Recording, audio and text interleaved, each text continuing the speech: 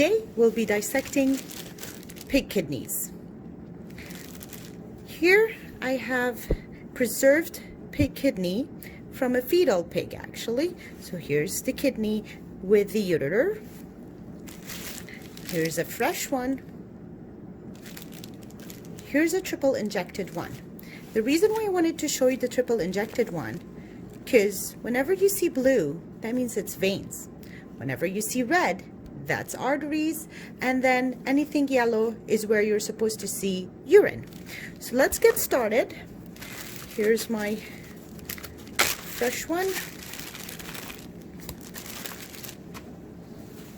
Triple injected one. There we go. Okay, so some of the fat surrounding it. Now, do you see this shiny membrane that I'm touching? I'll try to spread it apart so you can see it. There we go. That's actually the renal capsule, which is made up of dense irregular connective tissue. Smooth, transparent, as you can see. Main functions, of course, is to protect the kidneys and also maintain its shape.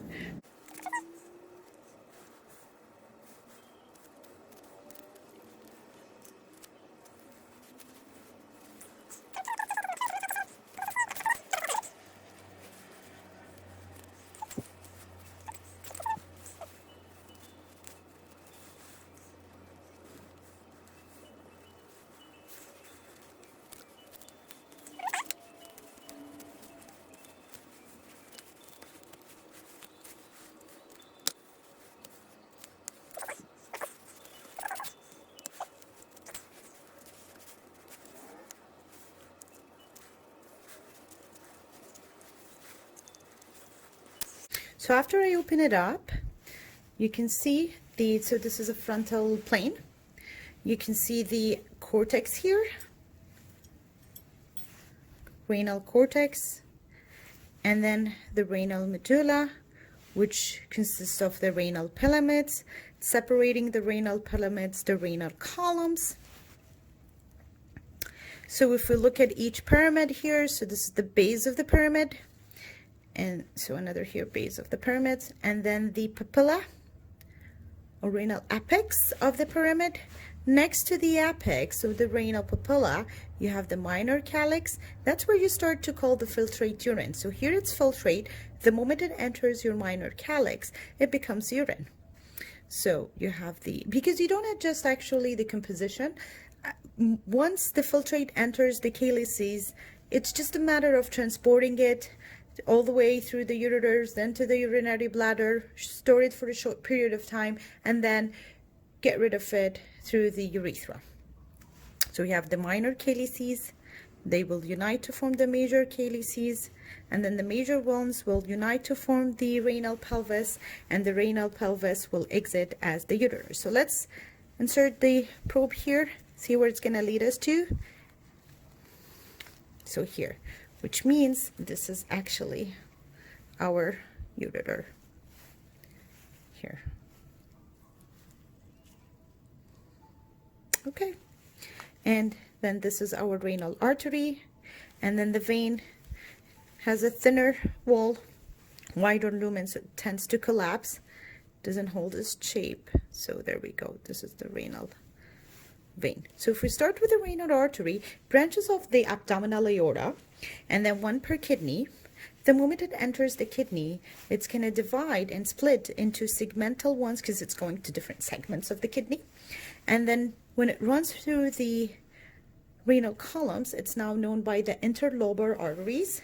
And then at the base of the pyramid, it's going to curve or arc. So it's going to be the arcuate arteries, and then it's going to radiate towards the cortex, so cortical radiate arteries, and then it's microscopic. It becomes the afferent arteriole, glomerular capillaries, then the efferent arterioles, then the peritubular capillaries, then the peritubular venules, and then the cortical radiate vein. We're back to macroscopic.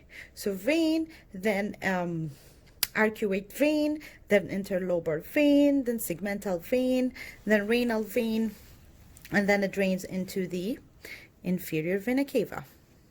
Now if you look at a fetal one, preserved, but it's not triple injected.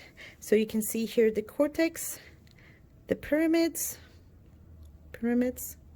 minor calyx, major calyx, renal pelvis, and then out via the ureter. This is the left kidney. Okay, so now let's take a quick look at the fresh one, just to show you how it looks like in a fresh sample. So